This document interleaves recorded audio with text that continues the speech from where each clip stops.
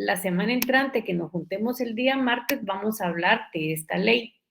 Antes yo le quiero, ¿está en Classroom? Sí, yo estoy en Classroom. Ujú. Entonces, les quería decir que es muy importante que tomen en cuenta que hay reformas a la ley de la Superintendencia de Administración Tributaria que están contenidas en el decreto 37-2016.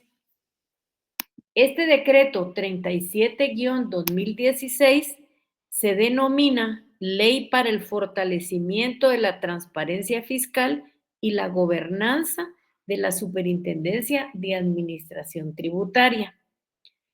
Ahí los primeros artículos, el libro 1, tiene que ver con las reformas al decreto número 1-98 del Congreso de la República. Pero es bien importante que cuando ustedes estén leyendo el texto, por favor, revisen que esté contenido este decreto 37-2016. ¿Por qué? ¿Qué pasa si no está? Que la conformación del directorio cambió. Entonces, si ustedes no toman en cuenta esta reforma, lógicamente van a estar analizando un directorio que ya no está conformado. Aparte de eso, nos surge una nueva figura que es la del tributa. El tributa, que es el Tribunal Administrativo Tributario y Aduanero, que son los que ahora resuelven los recursos de revocatoria que se le plantean a la administración tributaria. Entonces, lógicamente, tenemos que estar bien claros y tenemos que leer la ley adecuada. Y la ley adecuada es precisamente la que tiene los cambios o las reformas que están señaladas en el decreto 37-2016.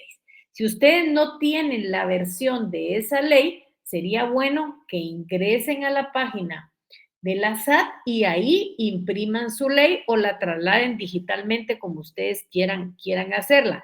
Lógicamente, yo prefiero que la impriman. ¿Por qué? Porque el día del segundo examen parcial, que vamos a evaluar las leyes, yo necesito, lógicamente, que la lleven impresa. No les voy a permitir, no les voy a permitir que lo hagan digitalmente por muchas situaciones. Entonces, por favor, tomen en cuenta eso. Si su ley no lo tiene, vamos a tener problemas serios. Ya estamos a minutitos de comenzar. No sé si tienen alguna duda, alguna pregunta. Bueno, entonces, por favor, en resumen, tomen en cuenta cuando lean la ley de la Superintendencia de Administración Tributaria que estén las reformas hechas al decreto 37-2016. Y hoy vamos a comenzar prácticamente nuestro segundo punto, que es un punto nuevo, que se denomina derecho financiero. Vamos a comenzar entonces. Si hay quien, ay, permítanme, solo que, vamos a ver aquí, admitir, permítanme, ahí estás. Entonces vamos a continuar con nuestro tema y nos vamos a ir a resolver, lógicamente, a comenzar el punto número 2. Permítanme ustedes porque aquí no se puede hacer las dos cosas. O ingreso o doy la clase. Pero ya vamos a llegar al número. Y entonces, admitir a todos.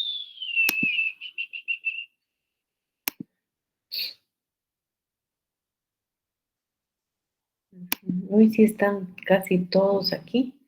Qué alegre que estamos pasando de una vez la lista para ver quiénes están adentro. Bueno, entonces les decía que vamos a ver el punto número 2.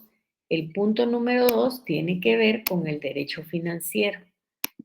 Ese tema es el tema medular, porque no sé si ustedes ya se dieron cuenta que la clase se denomina derecho financiero.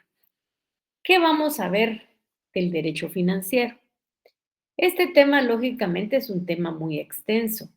Vamos a ver el contenido, la definición, las características, el derecho financiero como rama del derecho público, el poder financiero y la división del derecho financiero.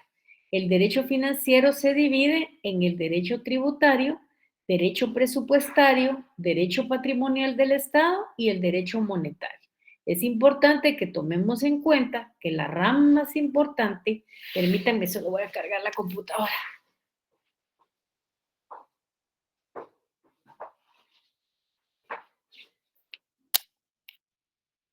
Que la rama más importante del derecho financiero es sin duda el derecho tributario. ¿Por qué razón? Porque le da los recursos necesarios para poder satisfacer las necesidades de la población. Es como el que le da el dinero para que el Estado cumpla con sus funciones. Permítanme que hay aquí en cola unos alumnos, solo los vamos a admitir.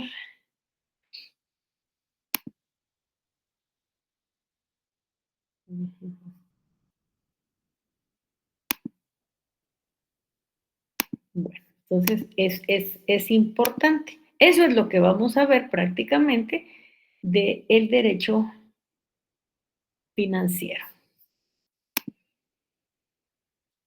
Bueno, el contenido del derecho financiero. ¿Qué es lo que vamos a estudiar nosotros dentro del contenido del derecho financiero? Aquí vamos a tener dos corrientes, vamos a estudiar dos corrientes. Vamos a tratar en primer lugar lo que señala el tratadista Héctor Villegas. Él da 5 aspectos que deben de estar dentro del contenido del derecho financiero.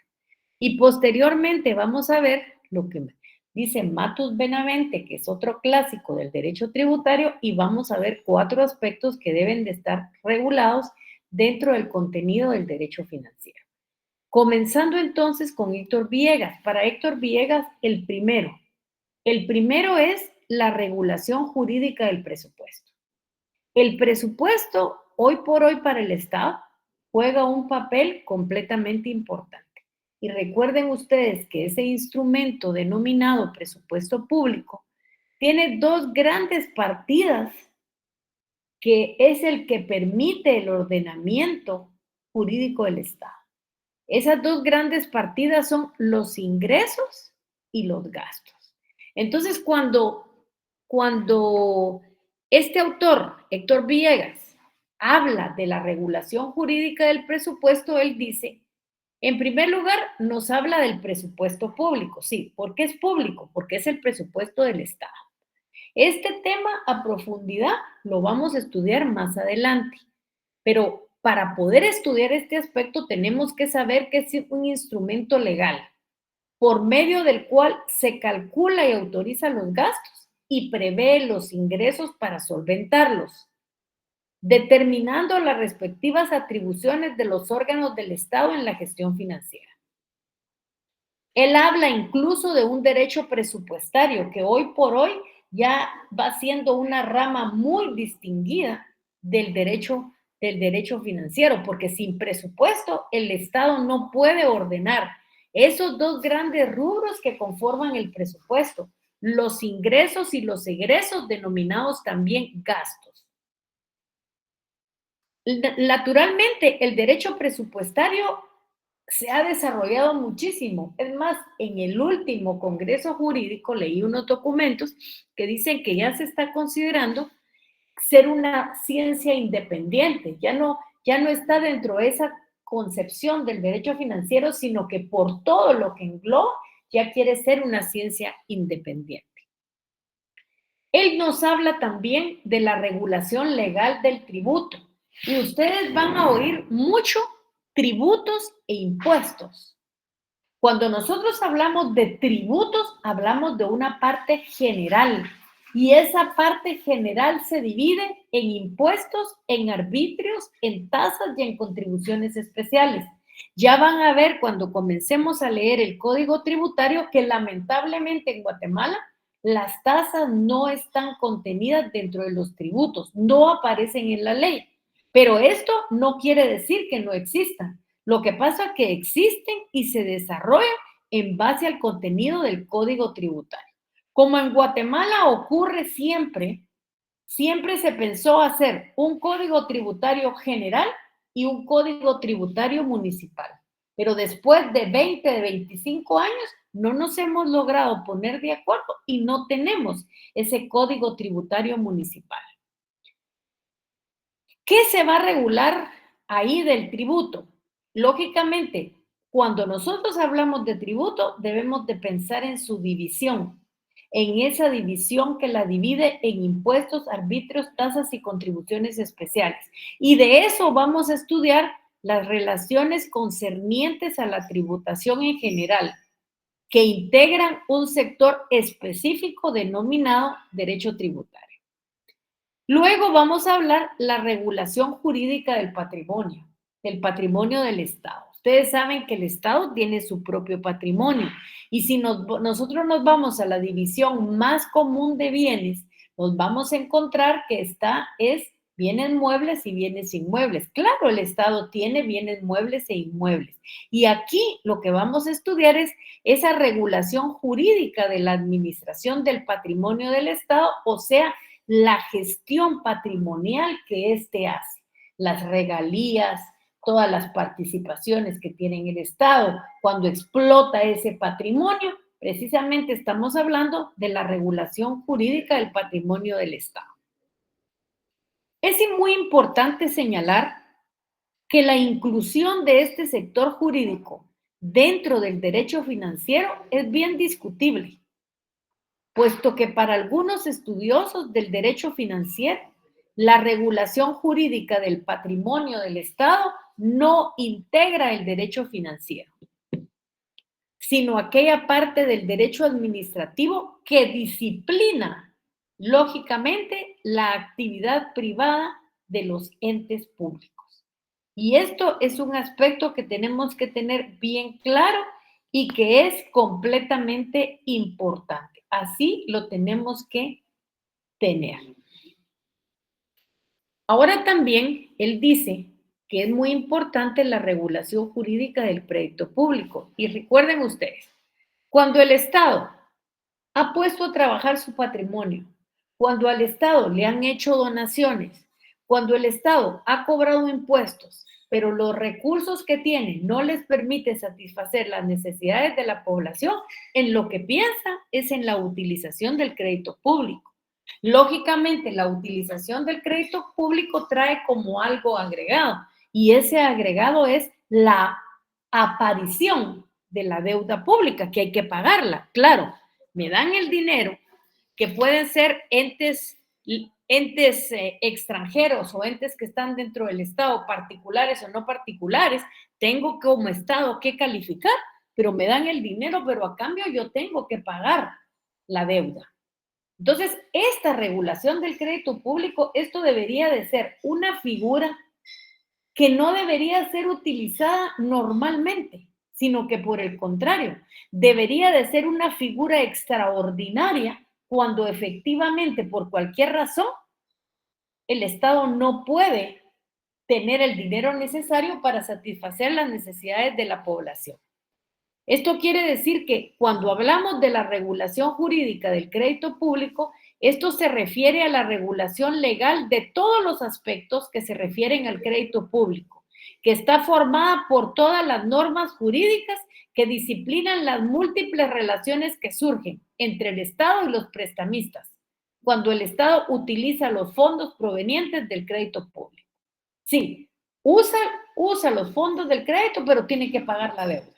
Por eso les digo, debe de considerarse una figura extraordinaria.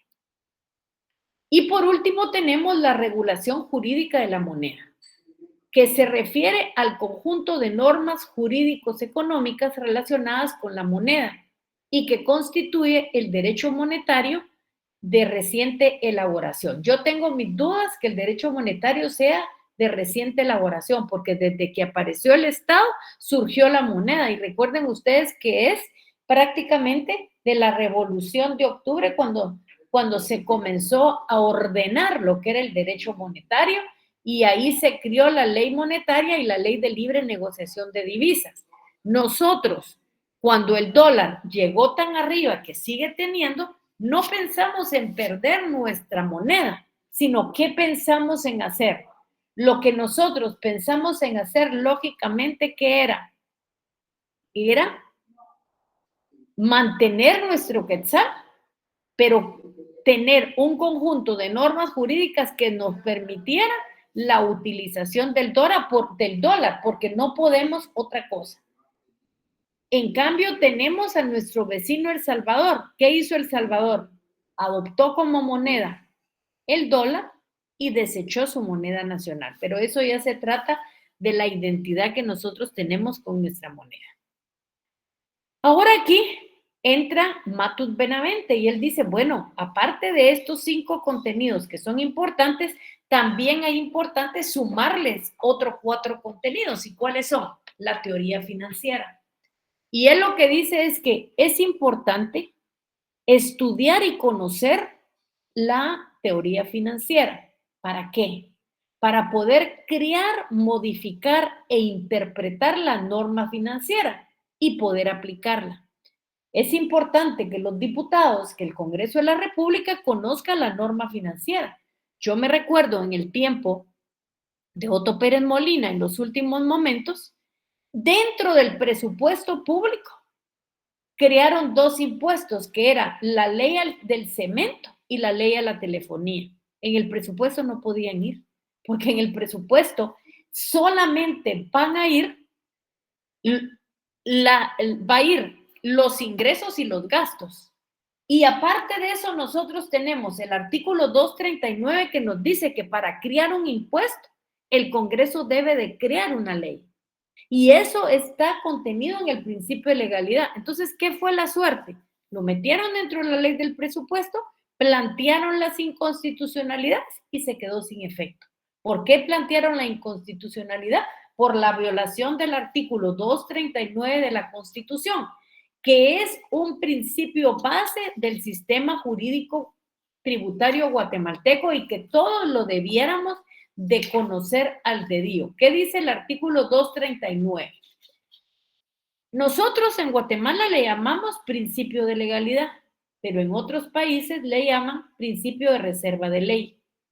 Y nuestro artículo 239 que está en la Constitución dice, corresponde con exclusividad al Congreso de la República decretar impuestos ordinarios y extraordinarios, arbitrios y contribuciones especiales conforme a las necesidades del Estado, de acuerdo a la equidad y la justicia tributaria, así como determinar las bases de la recaudación, especialmente las siguientes.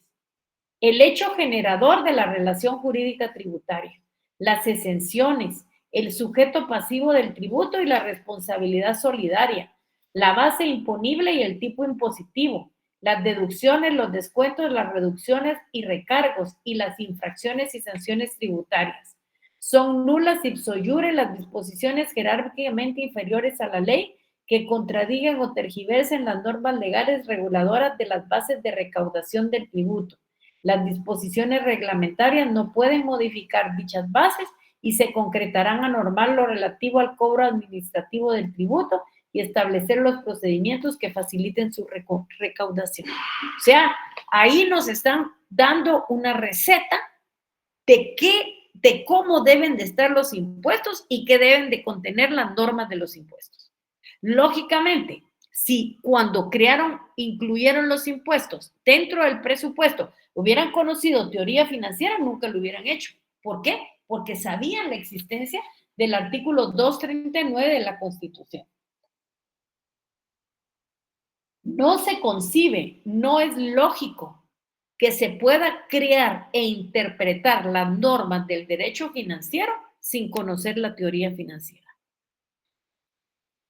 Los legisladores, para poder crear la ley financiera, deben conocer la teoría financiera, deben de conocer los impuestos, deben de conocer el tipo de impuestos que tenemos, directo e indirecto, y deben de conocer los principios fundamentales que deben de regir en los impuestos contenidos en la Constitución. Dígase capacidad de pago, legalidad, principio de justicia. Es necesario saberlo.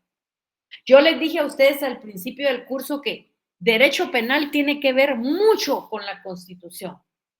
Se debe de respetar lo contenido en la Constitución. Lo mismo pasa en derecho tributario. Aquí no se pueden crear impuestos si no se cumple con el artículo 239 de la Constitución.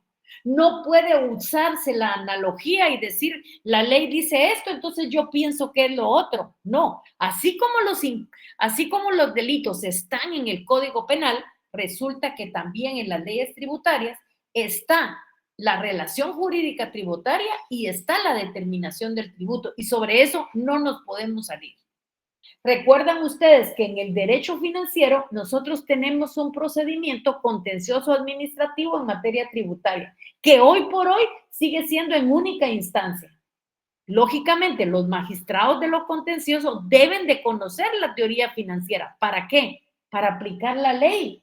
Porque la existencia de esos tribunales de lo contencioso administrativo es, dice la Constitución, para examinar la juridicidad del acto. Y la juridicidad del acto es la legalidad del acto. Entonces, lógicamente, debe de conocerse teoría financiera. Los empleados administrativos para resolver deben de conocer leyes financieras. O sea, es impensable que un trabajador administrativo de la SAT no sepa de impuestos. Y ustedes como notarios deben de conocer leyes tributarias, deben de conocer la teoría financiera para interpretar las mismas. De nada les sirve hacer una escritura lindísima con todas las normas del derecho notarial, una obra de arte, les diría yo, si no saben que tienen que pagar IVA, impuestos sobre la renta. Porque si no pagan IVA, nunca va a ser inscribible esa escritura. Y ustedes lo que quieren es que se venda y que se inscriba. De nada les sirve tener una venta en una escritura que por no pagar el impuesto nunca sea inscrita. Es importante también conocer la organización financiera del Estado. Y como dice un autor, es dónde van a jugar ustedes derecho financiero. ¿Cuál es el escenario que les va a permitir poder desarrollar el derecho financiero? Este autor dice que la organización financiera del Estado tiene por objeto el estudio de las bases constitucionales del derecho financiero, así como las instituciones creadas para la recepción, la administración, el empleo y fiscalización de los recursos públicos. Y como consecuencia, conocer los órganos administrativos donde se realiza la actividad financiera. Y si ustedes miran, todas las leyes que nosotros vamos a estudiar este semestre tienen que ver precisamente con esa organización financiera. Vamos a ver el Banco de Guatemala, la ley orgánica del Banco de Guatemala. Y dentro de la ley orgánica de Guatemala está miren, que es la Junta Monetaria. La Junta Monetaria es determinante para el derecho monetario, para todas las regulaciones monetarias en cuanto a nuestra moneda, el quetzal, y lógicamente nuestra paridad frente a moneda extranjera. Luego vamos a conocer el Ministerio de Finanzas Públicas y vamos a conocer órganos fiscalizadores importantes como la Contraloría General de Cuentas, que es la que tiene a su cargo la fiscalización de los ingresos y los egresos del Estado. Entonces, esa es toda la plataforma. Es más, vamos a ver también la ley orgánica del presupuesto y vamos a ver el Ministerio de Finanzas a través de esa dirección, que es la dirección del presupuesto nacional. Ese es el escenario en el que nosotros nos vamos a menear. Y lógicamente, la parte práctica tiene que ver en cuanto a estas leyes. Vamos a ver también la relación entre el Estado y los sujetos pasivos de la obligación tributaria. Antes de entrar al análisis de este tema, es importante señalar que muchas veces la relación jurídica tributaria es confundida con la obligación tributaria. Al contrario, de esa relación jurídica tributaria surge muchas veces la obligación tributaria. ¿Por qué? Esa interacción entre el sujeto activo, que es el Estado, y el sujeto pasivo, que es el contribuyente, apoyado en los impuestos que existen, ahí surge la obligación tributaria. Mi obligación tributaria es cuando yo pago el impuesto de conformidad con la ley. Algunos tratadistas estudiados por nosotros se refieren a esa diferencia y agregan que es erróneo atribuirles el mismo significado. No tienen el mismo significado la relación jurídica tributaria y la obligación tributaria. Son dos cosas relacionadas pero diferentes. Y aquí es importante determinar que puede haber relación jurídica tributaria sin que exista una obligación tributaria. Y aquí les pongo yo un ejemplo, porque ya estoy viendo las caras como quien dice, bueno, ¿y esto qué? Se relaciona, pero no hay obligación. Pongamos el ejemplo. En la ley del impuesto único sobre inmuebles, que para mí esa es una ley súper inconstitucional, porque van a ver que no cumple todas esas características del 239. ¿Por qué? Porque el sujeto pasivo hay que adivinarlo, no está claro como el resto de leyes, pero ahí está, han planteado las inconstitucionalidades y nunca las han otorgado. Entonces, ¿ahí qué dice? En esa ley dice que el propietario y el poseedor de bienes inmuebles debe de pagar un impuesto. Y hay una tabla que grava el valor de los inmuebles. El primero habla que la propiedad que esté valorada de 1 quetzal a 2,000 quetzales está exento de pago. Yo sigo pensando que ya no hay impuestos de 2,000, ya no hay inmuebles de 2,000 quetzales. Si un par de zapatos vale 2,000 quetzales, es ilógico que un inmueble, por pequeño que sea, pueda costar 2,000 quetzales. Eso ya perdió actualidad. Y por eso las municipalidades ya no tienen inmuebles de 2,000 quetzales, porque en la práctica no existen. Entonces, ¿qué dice ese artículo? Dice que el que tenga un inmueble hasta 2,000 quetzales esté exento de pago. Dese en cuenta entonces, está la ley, está la realidad del sujeto pasivo, pero ahí surge la obligación tributaria. ¿Por qué no surge la obligación tributaria? Porque la misma ley dice que están exentos de pago. Así de sencillo, así de sencillo. Entonces, lo dice la ley, se da la situación particular, pero la misma ley dice que está exenta de pago. Entonces, no hay obligación tributaria. Sí hay relación jurídica tributaria, pero no hay obligación tributaria. ¿Por qué? Por disposición expresa de la ley. Es por medio de la obligación tributaria que se establece el vínculo entre el Estado y los contribuyentes, separando claramente cuáles son los derechos y obligaciones del contribuyente frente al Estado y cuáles son los derechos y obligaciones del Estado frente al contribuyente, los cuales son regulados por el derecho financiero. Además, las garantías y procedimientos que puedan o tienen derecho los contribuyentes frente al Estado o viceversa. Y para entender, les pongo otro ejemplo más. Les pongo Juan Pérez. Juan Pérez es abogado y notario. Y él no quiere ser juez, no quiere trabajar en ninguna parte, sino se dedica al ejercicio liberal de la profesión. Esa profesión se encuentra gravada por la ley del impuesto sobre la renta. De esta manera surge una relación entre el Estado y el abogado Juan Pérez. Esa relación no es una relación cualquiera, no es una relación de trago, no es una relación de amistad, es una relación de carácter tributario. ¿Por qué?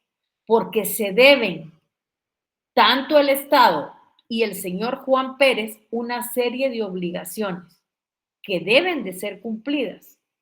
aun cuando Juan Pérez nunca llegue a coincidir en la situación prevista por la ley para que nazca la obligación tributaria. Y aquí, ¿cuál sería el caso? Que Juan Pérez nunca emite una factura porque nunca hizo una escritura.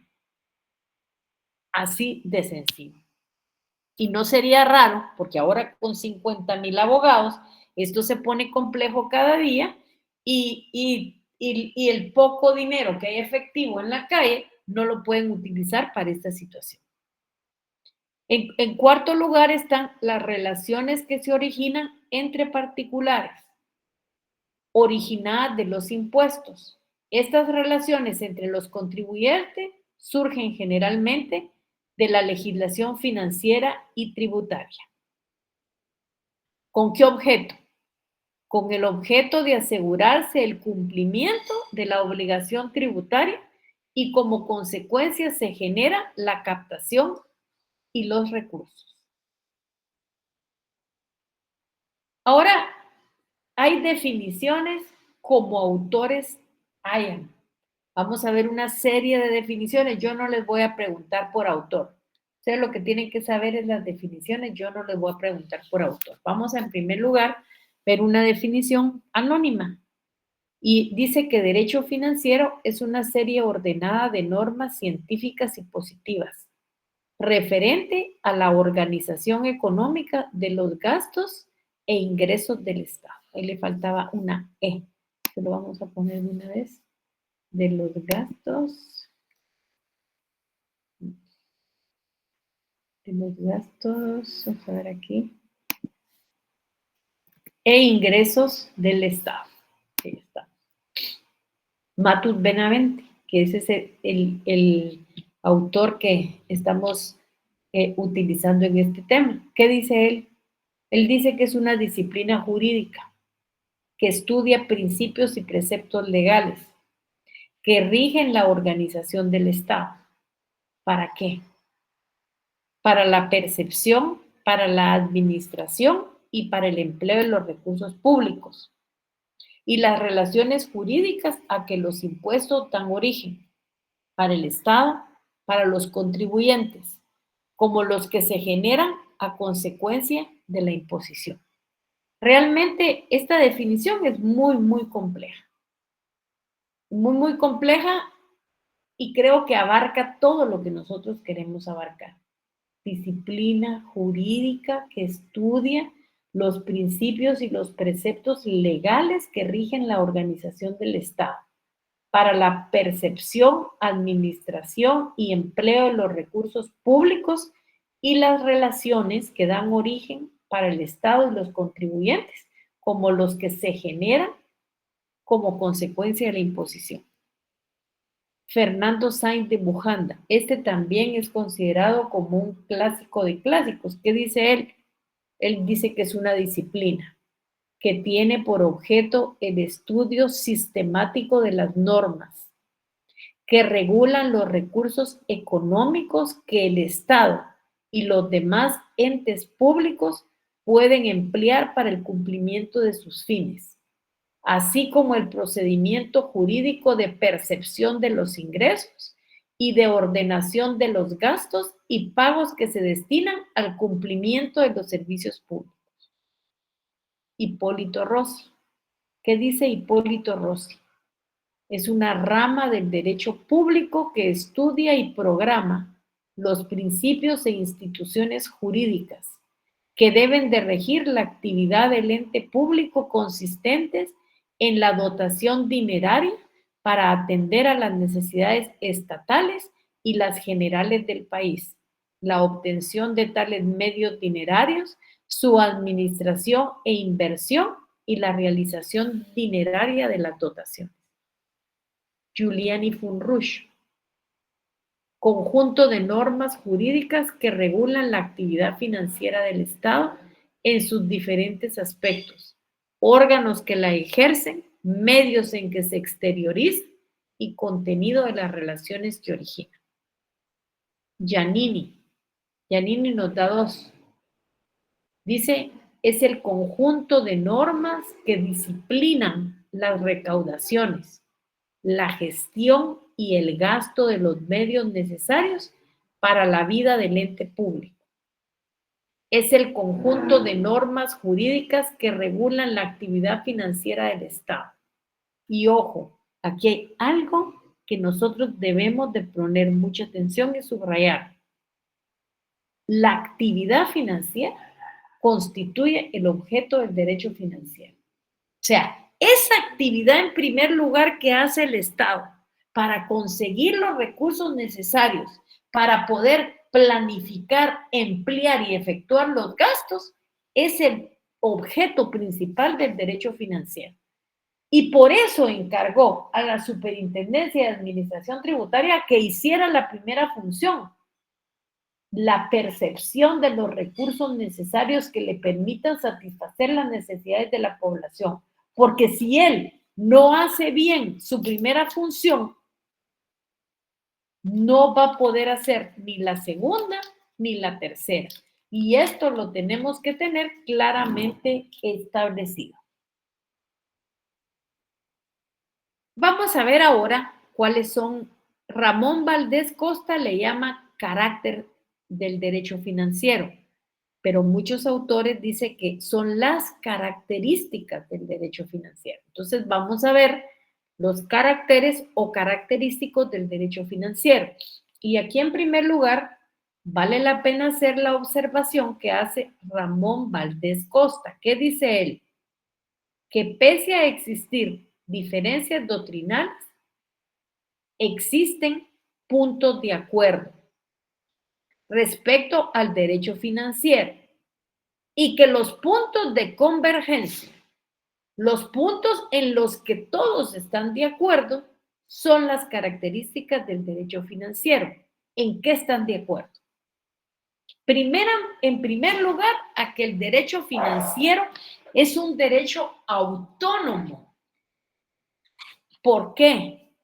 Porque es una rama del derecho que dispone de principios generales propios y que actúa coordinadamente en permanente conexión e interdependencia con las demás disciplinas como integrantes de un todo orgánico. O sea, no depende de ningún otro. Al principio se creía que dependía del derecho administrativo. No, no depende de ninguno, es autónomo. ¿Por qué? Porque tiene sus principios generales. Lo que sí hace es actuar coordinadamente y en forma permanente con las demás disciplinas como integrantes de un todo orgánico. Es un derecho público. Creo que eso no está en discusión. Cuando ustedes miran quiénes son los sujetos de la relación jurídica tributaria, van a ver que el activo es el Estado. Entonces ya no puede ser un derecho privado. ¿Por qué? Porque una parte es el Estado y la otra parte es el contribuyente. No son las dos partes privadas, no. Una es pública y la otra privada. Entonces, lógicamente, esa relación se encaja dentro de lo que es el derecho público.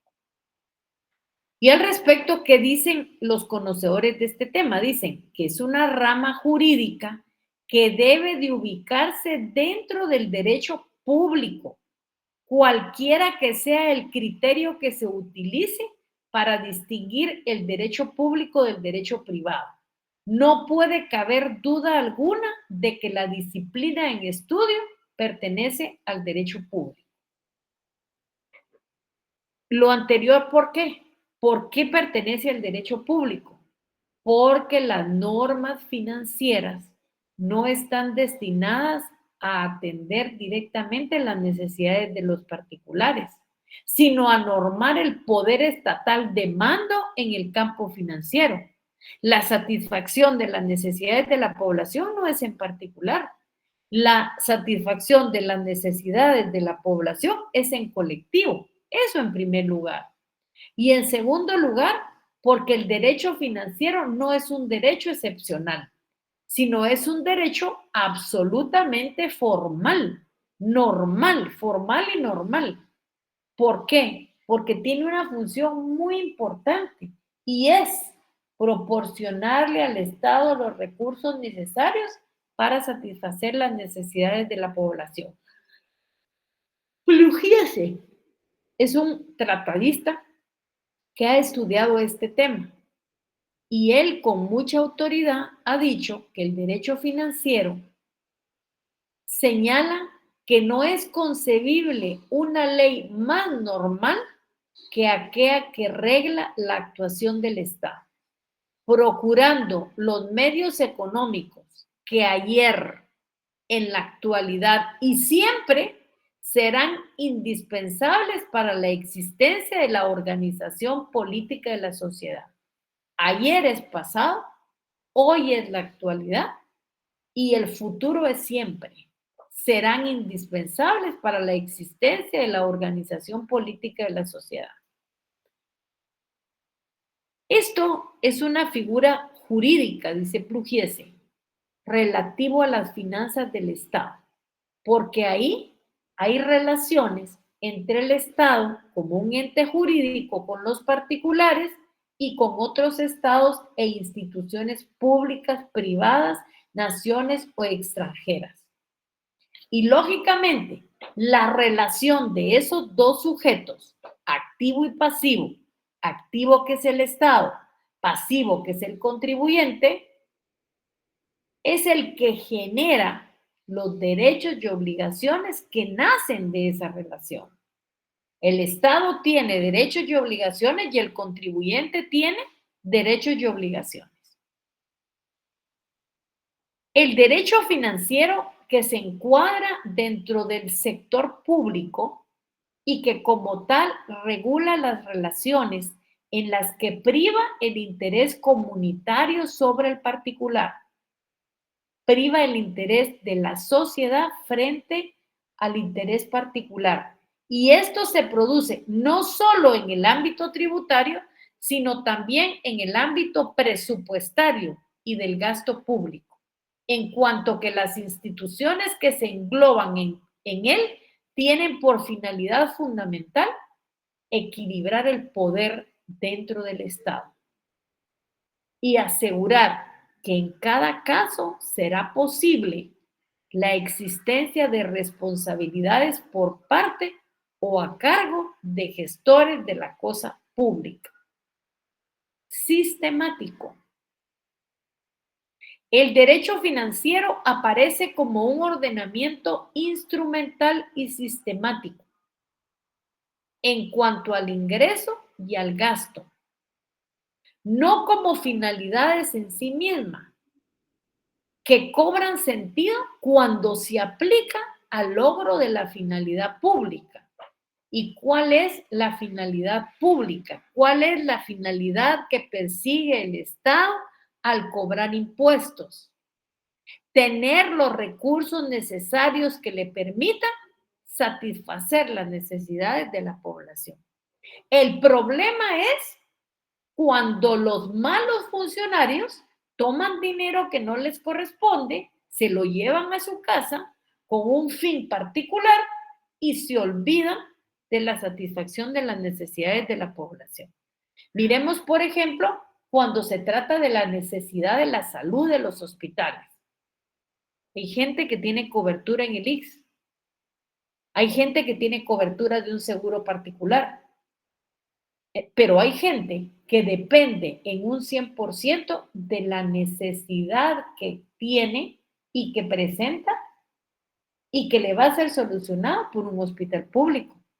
Ya las situaciones, ya las consideraciones particulares, ya las vivimos durante la pandemia. Ya vimos gente dormida en el suelo ante la incapacidad del Estado de poder satisfacer las necesidades de la población.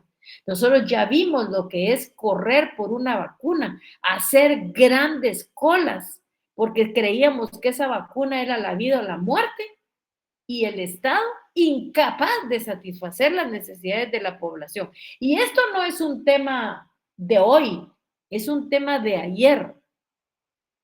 Si nosotros miramos, producto de la revolución, tenemos dos hospitales, el General y el Roosevelt, y siguen siendo los dos hospitales. Ya lo que pasó en Chimaltenango, cada quien que lo juzgue y haga su análisis. El derecho financiero se compone de normas de carácter heterogéneo. ¿Qué quiere decir? Que no son iguales. Y aquí nosotros debemos advertir que el derecho financiero no constituye un sistema orgánico de relaciones homogéneas, sino por el contrario, un conjunto de relaciones de diversa naturaleza. O sea, tenemos solo en normas, tenemos normas tributarias y normas aduaneras, no son lo mismo, pero tienen en común, tienen algo en común. ¿Y qué es lo que tienen en común? El hecho de referirse a las múltiples actividades que el Estado desarrolla en el campo financiero. El derecho financiero regula el interés financiero del Estado. Establece toda la estructura para que el Estado pueda obtener recursos, administrarlos y erogarlos. Y cuando nosotros hablamos de obtener recursos, administrarlos, erogarlos, si le aumentamos y fiscalizarlos, estamos hablando de la actividad financiera del Estado. Claro, si el Estado no regula la primera etapa, que es obtener los recursos, no podemos hablar ni de administración, ni de erogación, ni de fiscalización, porque ¿qué se administraría, qué se erogaría y qué se fiscalizaría? Nada. ¿Por qué? Porque no logró realizar la primera función, que era obtenerlos. Aquí hay algo más que dicen los autores sobre el derecho financiero como rama del derecho público. Algunos tratadistas dicen que es un derecho joven. Yo no estoy de acuerdo en eso. ¿Por qué no estoy de acuerdo de eso? Porque la necesidad del Estado de tener los recursos necesarios para satisfacer las necesidades de la población no nacieron después de que el Estado se formó, sino nacieron en el mismo momento en que el Estado tenía que satisfacer las necesidades de la población. Yo lo que creo es que hoy por hoy, con toda esa organización que se ha hecho, se le ha dado mucho auge, pero no es que sea un derecho joven. Que entró en discusión con el derecho administrativo, sí. Que al principio se consideró que era una rama del derecho administrativo, sí. Pero todos coinciden en que el derecho financiero es una rama del derecho público muy representativa. Aquí no hay contratos y es unilateral. Es más, cuando el Estado ejerce ese poder imperio, ni lo vemos, pero lo sentimos que nos está echando el ojo si no pagamos los impuestos. ¿Qué dice el autor Ramón Valdés Costa a este respecto?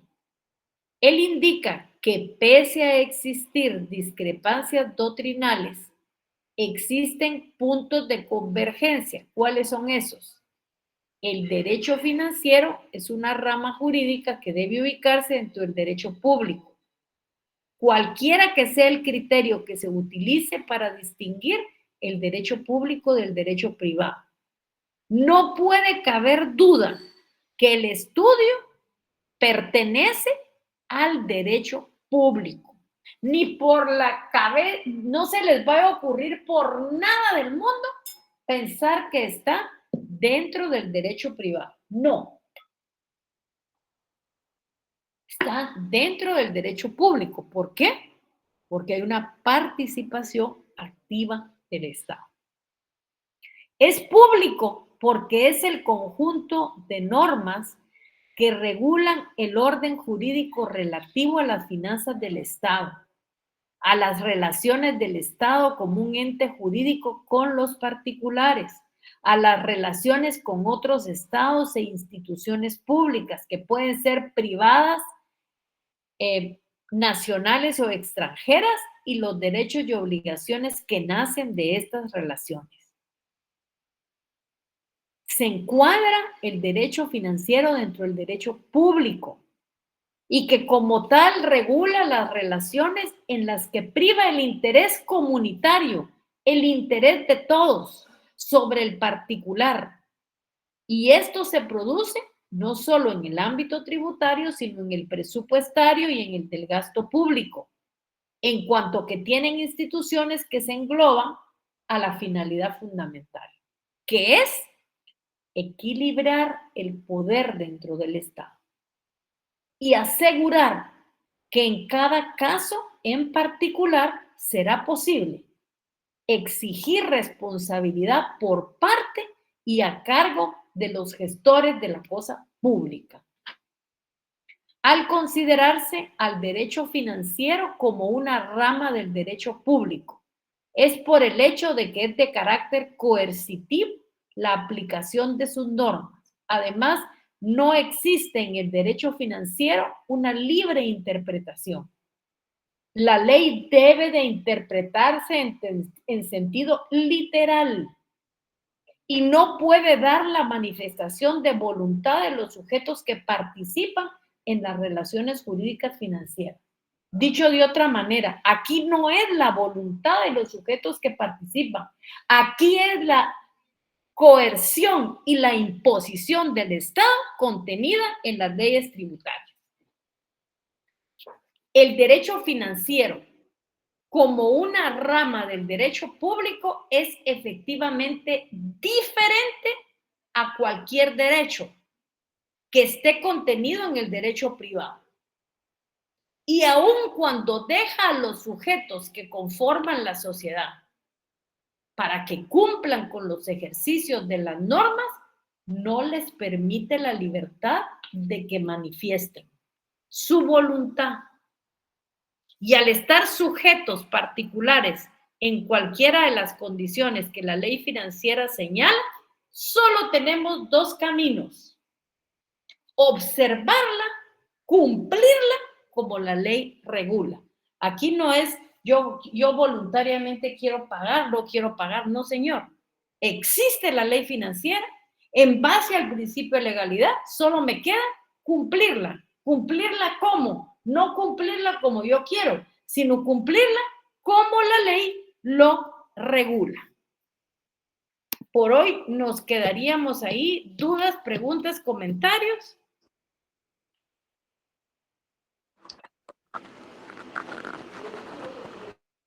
¿Dudas, preguntas, comentarios? Bueno, si no... Todo excelente, Linda, excelente clase. Muchas gracias, licenciada. Excelente clase, licenciada. Se mandó hoy. Muy bien.